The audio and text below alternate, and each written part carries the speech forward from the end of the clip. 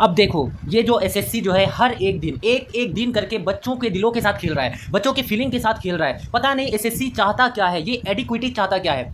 इतनी बड़ी जिम्मेदारी ले करके बच्चों की ज़िंदगी, बच्चों के लाइफ, बच्चों के मेहनत के साथ ये खिलवाड़ कर रहा है। इसे एकदम से खिलवाड़ कहना हम लोग कह सकते हैं, क्योंकि आप कभी पहले नोटिफिकेशन क्या लाती है कि हाँ जो आपका एग्जाम होगा, आपका प्रिकॉशंस से रिलेटेड आपके जितनी भी बातें थी वो बता दी गई। दूसरा नोटिफिकेशन कि आपका एग्जाम सेंटर उठा करके बच्चों को फेंक दिया जा रहा है इतनी दूरी तक। जब फेंक दिया जा रहा है फिर भी बच्चे जो है अपने ख्वाब, अपने सपनों को पूरा करने के लिए किसी भी तरह से मैनेज करके, तकलीफ करके, अपना पैसों को लगा करके, अपने टाइम को वेस्ट करके चले जाते हैं एग्जाम सेंटर। और ये एग्जाम सेंटर आप देख सकते हो, आपका पहला दिन जो फर्स्ट एग्जाम एसएससी का सबसे पहला एग्जाम जो आपका एडिक्विटी करवाने वाला था, और वो आपका सिलेक्शन पोस्ट फेज 13 का एग्जाम, जो क्या किया गया है, उसने पहला एग्जाम एकदम से गुड़गोबर कर दिया है। पहला एग्जाम कैंसिल करवा करके क्या साबित करना चाहते हैं ये लोग। देखो क्या बच्चे क्या बोलते हैं, नमस्ते सर एग्जाम कैंसिल हो गया सर पहले तो एंट्री नहीं दी थी 8:30 से 9 बजे आप बजे तक को, और अभी एग्जाम कैंसिल कर दिया, सभी को बाहर निकाल दिया, कुछ बच्चे बाहर रह गए थे एग्जाम स्टार्ट होने से पहले। अब कहने का मतलब क्या है, चलो होता है ना कि टीसीएस वाले क्या करते थे कि एग्जाम सेंटर पे हम लोग अगर लेट पे पहुंचते हैं, अगर बच्चे लेट पहुंचते हैं तो उनको एंटर नहीं कराया जाता था। लेकिन यहाँ पे पहले पहुंचने के बाद भी आधा घंटा पहले पहुंचने के बाद भी आप एग्जाम कैंसिल करवा दे रहे हो। और रीजन क्या देते हैं, रीजन देते हैं टेक्निकल इशूज। ये क्या फालतू की बातों को क्यों करते हो, फालतू बातें क्यों करते हो। टेक्निकल इशूज ये क्या होता है, और एक जगह पे टेक्निकल इशूज नहीं है, ये एक सेंटर की बात नहीं है, आपके दिल्ली जो सेंटर जहां पे इतना ज्यादा आपको यहाँ पे ध्यान रखना पड़ता है, क्योंकि ये एक ऐसा स्टेट है जहां पे बहुत सारे बच्चे जाते हैं एग्जाम देने। ये बिहार नहीं है, ये यूपी नहीं है जहां पे ऐसे ही बच्चे चले जाते हैं। दिल्ली में जहां पे इतना सारा फैसिलिटीज, फिर भी आप वहां पे टेक्निकल इशूज वाली बात कर देते हो। ये क्या है यहाँ पे देखो, CBT exam of SSC staff selection post head at, यहाँ पे आपका इंटरनेशनल, यहाँ पे ये सेंटर थी जो आपका 24/7/2025 एट 9:30 से 10:30 के बीच में फर्स्ट शिफ्ट जो होना था, has been cancelled off due to technical issues. ये क्या है, the exam will be rescheduled shortly and all candidates will be informed through SMS and mail by today. अब ये बताओ ये क्या है, मतलब कि आप जो है वो आप रहो एसी में, आपके जेब में जाता है पैसा, आपके जेब में पैसा जाता है, आप आराम से फैसिलिटीज़ को आप ले रहे हो। लेकिन बच्चे जो है इतना धूप में, इतनी कड़ी गर्मी में, इतना पैसे खर्च करके, इतनी दूरी से सफ़र करके आते हैं एग्जाम देने, और आप उसको बेफजूल का टेक्निकल इशूज बोल करके आप उसको कैंसिल कर देते हो, और आराम से बोल देते हो, रीशेड्यूल कर देते हो कि आपको फिर मैसेज के थ्रू बता दिया जाएगा कि एग्जाम कब होगा। ये स्टूडेंट क्या फालतू है, उनके टाइम क्या फालतू है, वो आते हैं यहाँ तक, यहाँ जो सफ़र करके आते हैं इतनी दूरी से आपका एग्जाम देने आते हैं, वो उनका क्या पैसा फालतू है।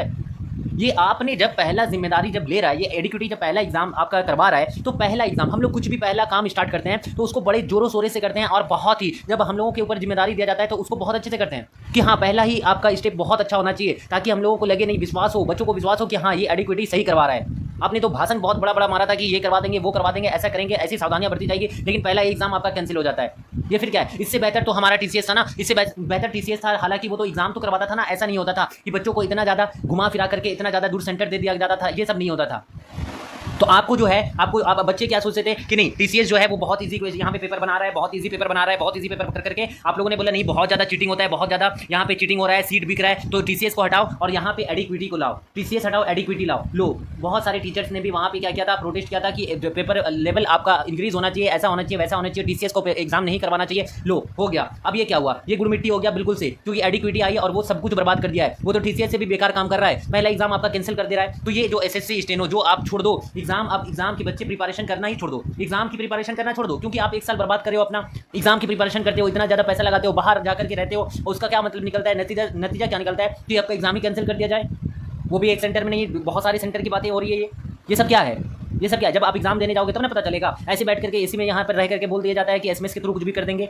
तो आप लोग को भी आवाज़ उठाना पड़ेगा, आप लोगों को भी इसके खिलाफ आवाज़ उठाना पड़ेगा। ऐसे चुप रहने से कुछ भी नहीं होने वाला है, क्योंकि आपके साथ मजाक हो रहा है। ये एक एग्जाम आपका स्टेनो के साथ भी हो सकता है, ये स्टेनो के साथ भी हो जाएगा, ये आपका सीजीएल वालों के साथ होगा, सीएचएसएल वालों के साथ होगा। ये होना है जब आपका स्टार्टिंग में हो गया तो ये टेक्निकल इशूज बोल करके कभी भी कुछ भी करवा देंगे। पहला एग्जाम सब कुछ अच्छा होना चाहिए, वहीं पर टेक्निकल इशूज इतने सेंटर में बोल दिया जा रहा है, ये क्या है। तो आप लोगों को एकजुट होकर के आवाज़ उठाना होगा इसके खिलाफ, क्योंकि ये छोटी सी बात नहीं है, बहुत बड़ी बात है, क्योंकि एग्जाम आपको करवाना है और बहुत अच्छे से करवाना है। जब आपने जिम्मेदारी ली है तो उसको अच्छे से करवाना है। तो आप लोग एकजुट होकर के आवाज़ उठाओ इसके खिलाफ, नहीं तो आपका स्टेनो में भी आपका ये जो है, ये जो खेला आपको देखने को मिलेगा, और आपका हो सकता है कि एग्जाम टाइम पे ही आपका सारा प्रिपरेशन बर्बाद हो जाए और एग्जाम ही कैंसिल कर दिया जाए। अच्छा एग्जाम जाए, लेकिन फिर बोल दिया जाए कि एग्जाम जो है कुछ इशूज था, इसी वजह से फिर से एग्जाम होगा, ऐसे भी हो सकते हैं। तो आपको आवाज़ उठाना ही उठाना पड़ेगा। उसके बाद अगर मैं आपको एक और बात बता दूँ तो आपका जो है आपका ये जो सॉफ्टवेयर है, जो मैंने कल बताया था कि आपका जो है स्टेनो में जो सॉफ्टवेयर यूट्यूब के इतिहास में पहली बार जो फर्स्ट ऐसा सॉफ्टवेयर जिसमें बहुत सारे बच्चे ऑलरेडी यहाँ पे ऑलरेडी रजिस्टर कर चुके हैं, बहुत सारे बच्चे रजिस्टर कर चुके हैं। आपका गूगल में मैंने बताया था कि किस तरह से आप रजिस्टर कर सकते हो। अनफिल्टर्ड बंदा SSC.com आपको लिखना है, यूट्यूब पे जाना है, आपको लिखना है अनफिल्टर्ड बंदा SSC.com, जहाँ पे आपको वहाँ पे इंटरफेस दिखेगा, जहाँ पे आपको फॉर्म आएगी, एक फॉर्म फिलअप करना पड़ेगा, जहाँ पे आपको ईमेल आईडी, आपको अपना फोन नंबर, अपना आपका नेम वगैरह